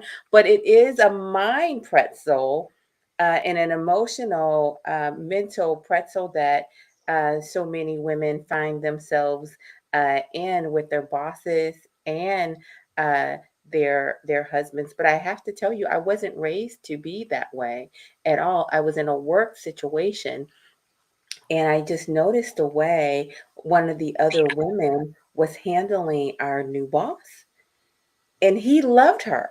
He absolutely loved her, and my numbers were through the roof. I was great, and I was getting on his nerves, and he wasn't bragging about me at all. He was acting like my numbers, like I wasn't doing a great job. And I was just like, wait a minute here. She's just doing kind of, you know, and I'm shooting the numbers out of the roof, and he's treating me like poo poo. What is going on here? And so I just noticed the way I said, she's handling him. And so I said, oh, okay. I said, I can do that. And boy, oh boy, did I start getting accolades. And I'll tell you, this is so bad. This is so bad. Mind you, I was younger. I wouldn't do this again, but there was a mischievous little person in me, and we were in a meeting, and he was sitting in his chair, and he was being all big bravado and all these kind of things, and the mischievous 8-year-old girl in me said that I just wanted his chair to go down, like you know how you're in one of those chairs and it goes down. Well, instead of the chair just sinking down, the chair flew back and he almost fell out of the chair. But because he had now fallen in love with me and my new way of handling him, he just laughed it off and just chuckled. It was just the biggest good thing. And I didn't get in trouble at all. Should have been fired. That's a real man, folks. That's a real man. Oh yeah. Flatter our ego, and you can manipulate us any way you want. Right. So I hate to say it, but it worked, and he just loved me. It was terrible. But anyway, that it wasn't me doing a good job that made me love him. It was me handling his ego that made him love me. Well, the biggest sex organ on a man is his ego. Ah. You stroke that ego, you'll get anything you want. Okay, girls, remember that. Quit telling our secret, Steve. Yeah. Well, if it makes everybody happier, I'm going to give all the secrets away. Gosh. Oh my gosh, you guys are really amazing. I'm so thankful to have spent time with you. I'm going to go put myself in the corner because I still feel guilty about I can't believe it. Nobody here is putting you in the corner. I mean, you can be bratty all you want. You do you, Coach. That's why we love you. Every time I think of that story, I go, what was wrong with you? Nothing was wrong with you. That's a human being. It really is. I was like I remember the feeling. It was so mischievous and of me. I just wanted his chair to go. No, but it went up. It went up. It went like he went up and back and almost just like completely fell. It was so wild. It was so wow. I've got another question for Joe if he's got a minute. Okay. What do you see the struggles of a younger man? What are your struggles that you're facing? And do you perceive them as being different than ours as older men? Myself, no, brother, no. Right now, no. As a kid, I was bullied a lot in school, and I went home and I went to my room. I didn't say anything. I just kept myself quiet. And if I could go back and tell myself that I wish I could tell my mother or tell the teachers that I can change it, then I would. But I learned from it as I got older, with anxiety and all that. But Why didn't you feel like you could talk to people about that? Say what? Why did you not? Why did you feel that you couldn't talk about that experience at that point in time? Like, because when I was a kid, I was really afraid of being judged, and I didn't want to go to the wrong person at the wrong time. My parents split up when I was 3 years old. I seen a lot when I was a kid. No kid should see what I've gone through, or any kids out there. The only child. All of that combined, I just didn't want to show any expression or show anybody that I'm actually kind of in a moment that nobody should be in. It was tough. I learned from it, and if I didn't have that opportunity when I was younger to be who I am today, I would be the person I am today. That's what I believe. Would you have rather had someone there to talk to about it that you knew was going to be cool about it? Yes and no. I just don't know who it was. Yeah. Right. But what if there was a group of people, like we have a men's group here we're talking about, but what if it wasn't so stigmatized? Because we're taught as boys and men that we don't talk about our feelings. I don't. And to answer your part question, of the game. To answer your question, brother Steve, yes, I wish I had that opportunity. A bunch of people, a group, or just one or two people go for a coffee and talk about my feelings or other people's feelings. I wish I had that. I really did. And that's just, I didn't have that opportunity. I had to deal with it the other way, the hard way. It's the easy way, it's the hard way. You're going to the 401 or you're taking the easy roads, right? And I took the 401, unfortunately. But then again, I thank myself. I'm very thankful because I know one day, if I have kids and I hope my kids come to me or ask my kids or try to get help, it's amazing to have a group of people talking about this. I wish I had this when I was 7, 8 years old, 9 years old, right? But 13 years later, I could share something that I don't share with a lot of people. Yeah. If I could say something, I'll tell you what, we'll send you an invite to the Discord group, even though it's a local group. We'll send that out to you. Absolutely. So that you I'll share all you guys' stuff too. I'll share your stuff everywhere. One thing I'd like to add, Joe, is thank you for making it through what you made it through to be here, and the fact that now you understand this, that you've already expressed the desire that should you ever have children, that door is open for them with no judgments, no reservations. That right there makes a good parent. Yeah. It really does. You're required to go through classes and massive testing. Like I'm doing it for my CDL with my job, but you don't have to have any type of training to be a parent or to be a genetic donor. And the fact that you have recognized this and you desire to do that gives me hope for the next generation. Absolutely. 100%. And I'm 45 years old, and I thought I've already had 2 children, and I've got my third, and I wish I would have gone to therapy way earlier, because I feel like I have become a far better parent with my last child than I ever was with my other 2. Just because I was not aware of how my past experiences were affecting my ability to raise a son. And the best thing that ever happened was learning what my issues were. Having a therapist that I could trust, was not going to emasculate me and was there to support me and help me through my problems. Because I do have a unique set of issues, but I think that's something that I would like to destigmatize for men in general is seeking mental health.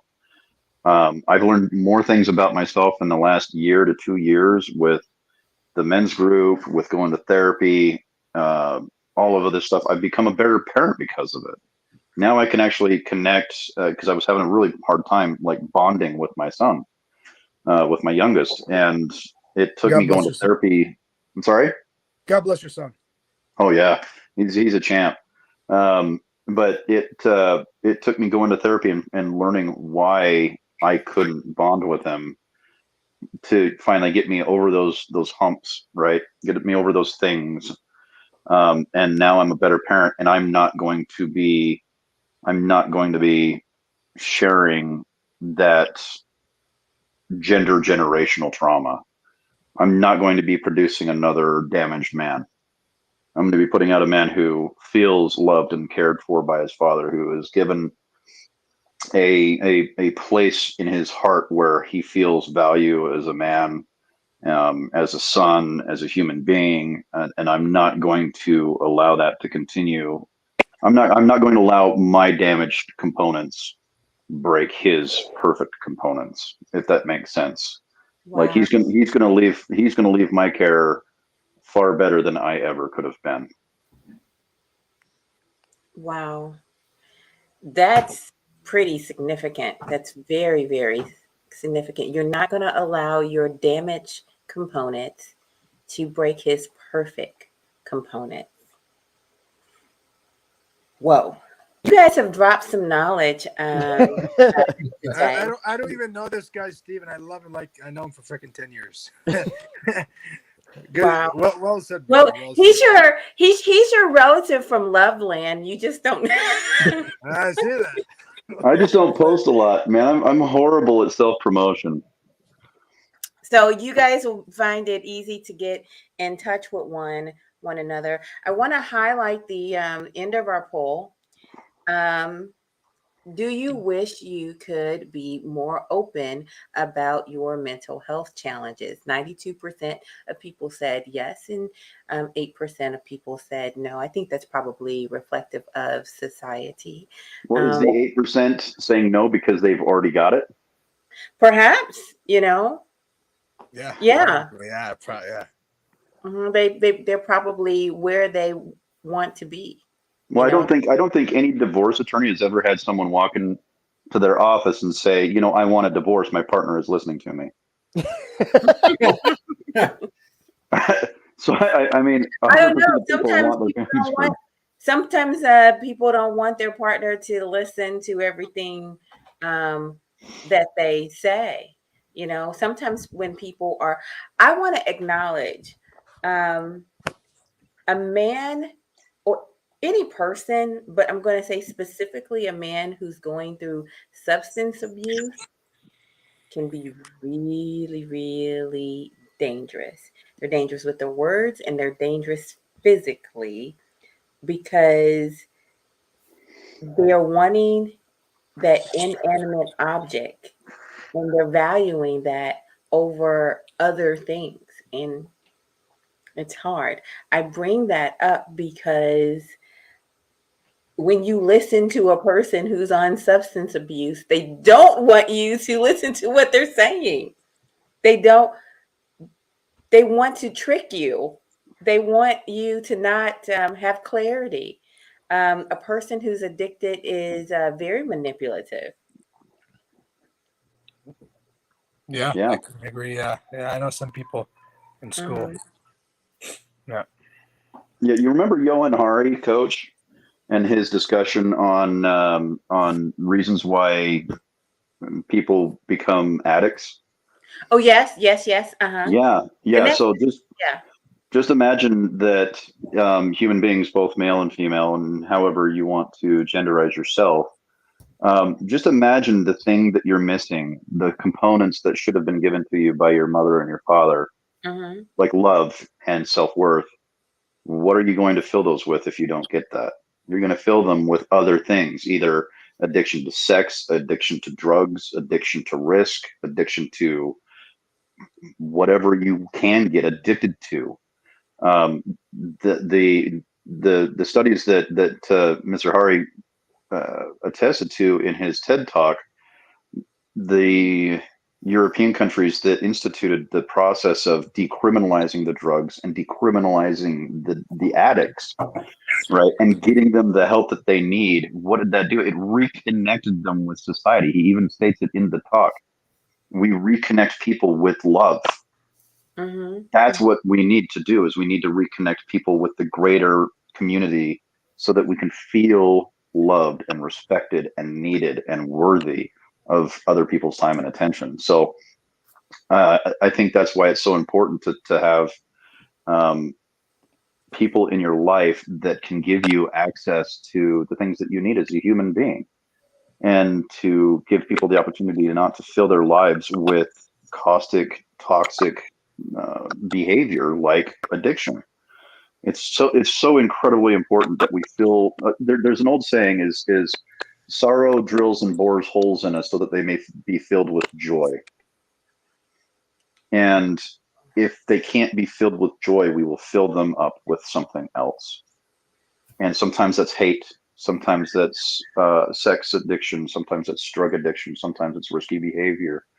But when we find that those holes are filled with love and compassion and respect, you have one of the most beautiful things on the planet, which is a loving, caring, emotionally available human being who is contributing to society in a best possible way. Mm.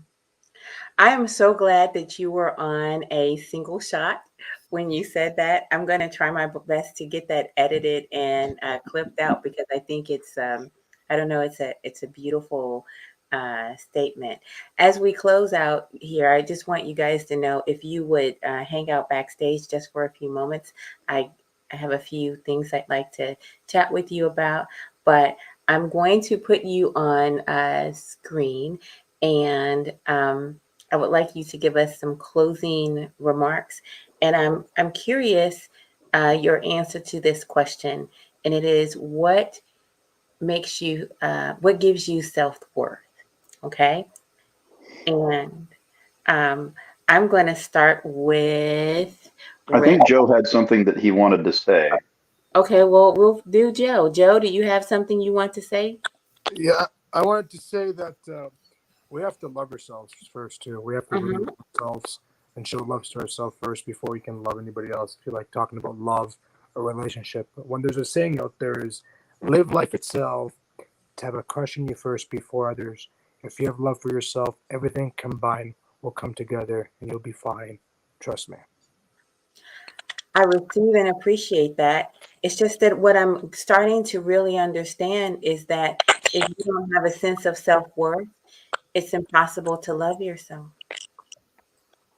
Well, and if we're not given the tools to teach ourselves how to love ourselves, that's a real problem. Like, if we're not taught how to love, we can never love ourselves. Mhm. We can't know something that we don't know. So Right. that's why it's so important to teach our children and to teach others how to love healthily, right? In a healthy way. Teach other people how to love themselves through our actions, right? So Right. I'm teaching my son how to love himself in a healthy way. Because if I didn't, he would never know how to love himself. So I think love and being loving is something that is caught versus taught. Once again, that's why you guys have to come together and be in this, male bonding, because you can catch the affection, the love, the admiration, the support, the understanding. Um, you can catch that from one another, but you can't say, okay, this is how you love.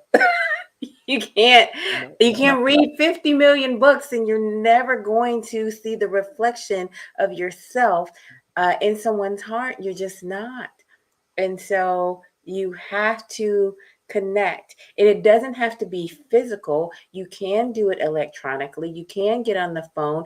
You could even write letters to one another. Back in the day when, it was a horse and pony show, people were dying to get that letter from their loved one across the country. So don't let the idea that you might be in a homebound situation be the excuse for you not connecting. You can connect. I'm so glad that we're having our men's conference on June 18th. But I think we might just have to do another one of these informally. I Again, this has been beautiful. I do want to know, what is the thing still again that makes you, you know, feel self-worth? I want to know that. Joe has left us. I think something was going on with his mic a little bit, but I'm going to bring you guys up one at a time, and I think I'm going to start with Rick. You know, Rick was here first. He was the first on deck. You know, so that's why I'm going to start with him. Rick, what do you have for us? Well, I think I can sum it all up. There was probably about midway through my freshman year in college, I was reading a quote by Harold Whitman that said, "Don't ask what the world needs, but seek that thing which makes you come alive, because what the world needs is for us to come alive." And I think when we get one of the things being in this men's group has spent some time teaching me is, when we start getting in touch with our authentic self and we start reaching those things that really we get passionate about, and that thing that really makes us come alive, it's like a fire. And when you get a group of guys that are all doing the same thing and nobody's judging them, nobody's, harshing on their buzz, so to speak, and we can light a fire. And so, that's my goal. That's what drives me and makes me passionate about, men's mental health and knocking the stigma off of it and making it more available and making it more accessible for men, is just to see each man and watch them come alive and watch them light that fire. Excellent, excellent, excellent. All right, Rick, who do you want to hear from next, sir? Let's hear from Brian. Brian, you have the ball. Okay. So could you refresh my memory on the question? What is it that makes us proud? No, what is it that makes you feel as if you have self-worth? What makes me feel like I have self-worth? I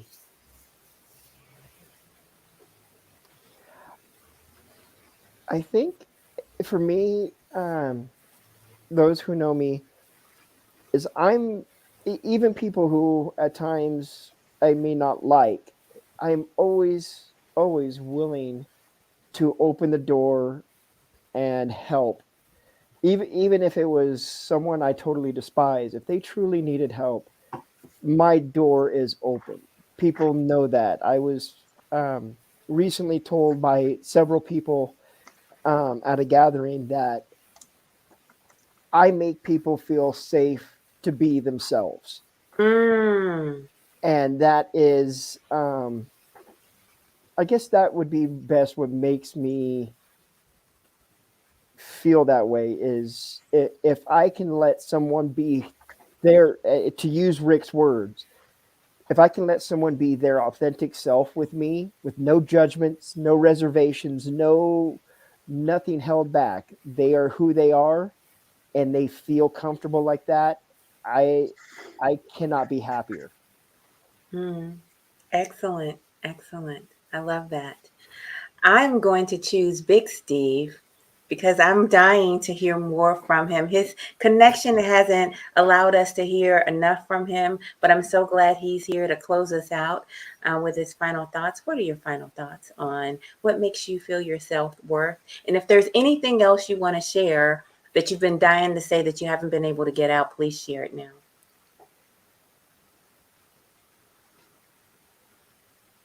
I think you're on mute. I No, think you're on mute, Steve. He's not on The mute. phone, there's something wrong with the phone. The stream here, so I don't know what's going on. Yeah, his sound is not coming through. Oh my God, we'll try Oh you man, back again. just make sure that you're not muted, Steve. We'll try you back again. And I'm gonna go to you, Joe. Oh, I think his screen shut off, and if your screen shuts off, it shuts off your mic and your camera sometimes. So just make sure your screen stays on, Big Steve. I hope he comes back. I hope so too. Joe, did you have? Say the question again, because my phone's acting up and I had to come on my laptop. That's okay. What is it that gives you self-worth? I'm a big believer, a very big believer. I believe in God. I believe in a lot of things, but God is the reason that put me on this planet to say these words I'm about to say. When I was 7 years old, folks, I had very low self-esteem. I was very afraid to come on the camera to share things to people because I wasn't sure how people would react to it. And as I stand as a 22-year-old person that lives in London, Ontario, Canada, I'm very, very thankful that God, my mother, my family, the Booney believers gave me the opportunity to share this. In my heart, if people know me out there, I have a very pure heart and I love to give back. And giving back gives me the opportunity to say thank you to the Lord. Mm, very nice. Very nice. Thank you Yeah. so much. You're welcome. I like your computer better. It is a lot clearer. I love Is it. it? Yeah, Is it's it? much better. Much better. Yeah. Big Steve. All right. Hopefully we can hear you. Hopefully this is working again. It is, yes. All right. Yay. Um, what makes me feel self-worth is being able to help people in any type of fashion. I mean, help people through hard times, like with group, help people physically with my knowledge, what there is of that. Um, and you know, getting love and respect from my family and friends just makes me feel worth anything because that's something that I didn't have growing up. Mm-hmm. I had an alcoholic, abusive father, so there was nothing there Mm-hmm. for the most part. So that means a lot to me. Wow. Those adverse childhood experiences continue to haunt us as adults. And it's very important that we get healed. I take Very, my ball cap off, Steve. That's respect, brother. Absolute respect. God bless you, man. absolutely. Thank you very much. Thank you Oh, so much. Um, all right. I think I got everybody. I got Brian, and I got Rick, and I got Joe, and I got Big Steve, and that leaves Steve. What is it that gives you your self-worth?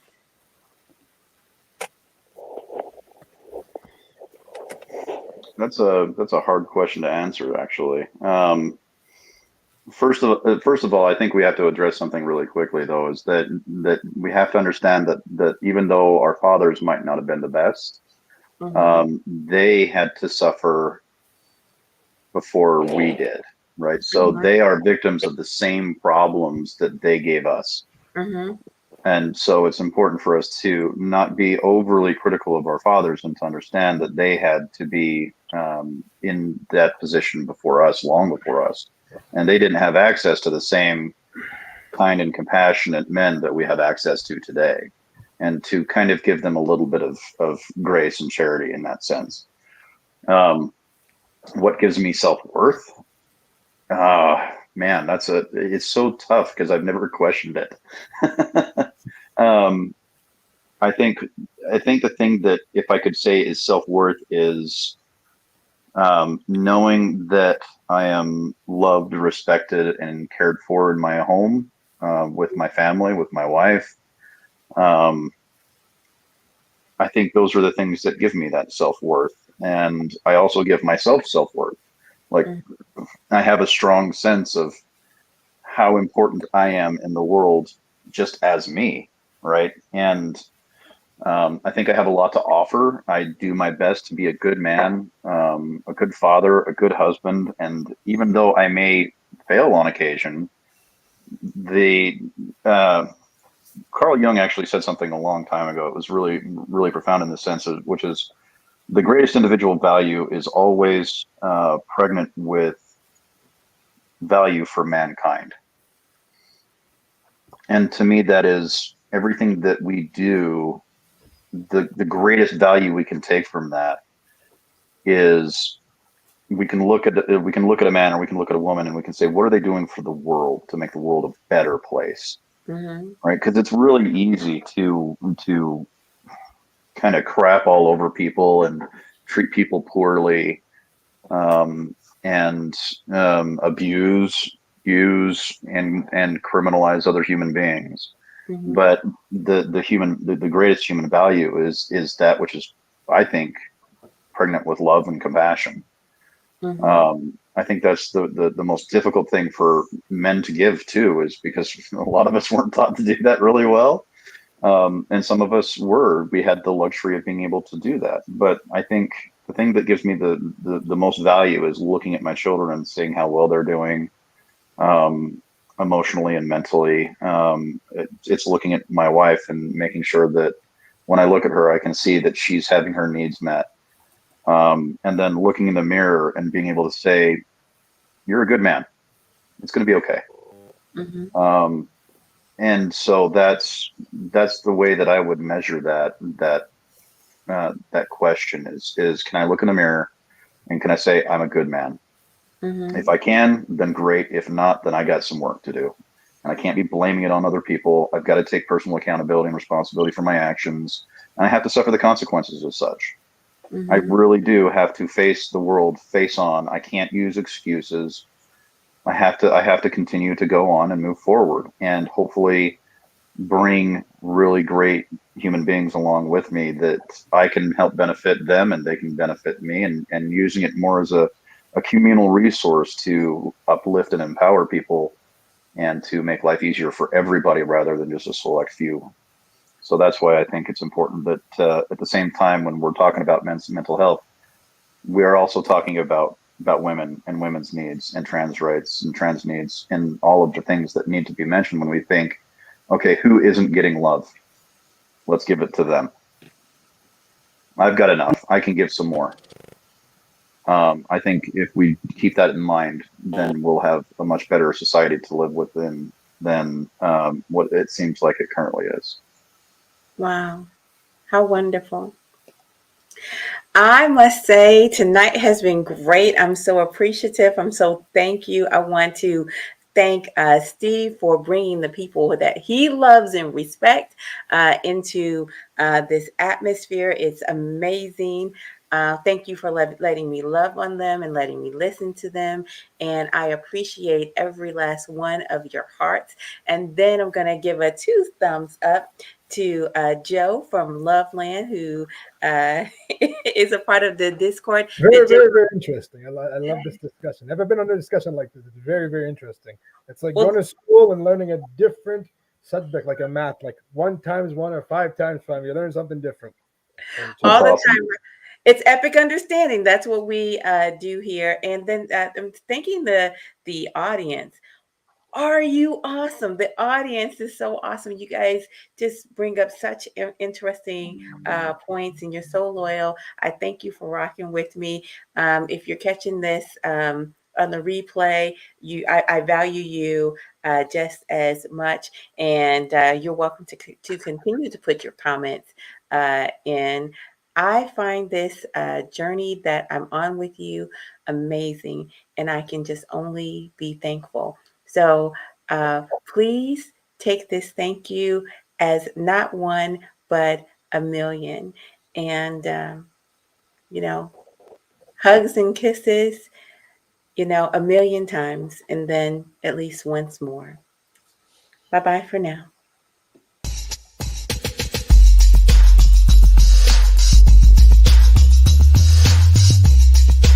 You're winning.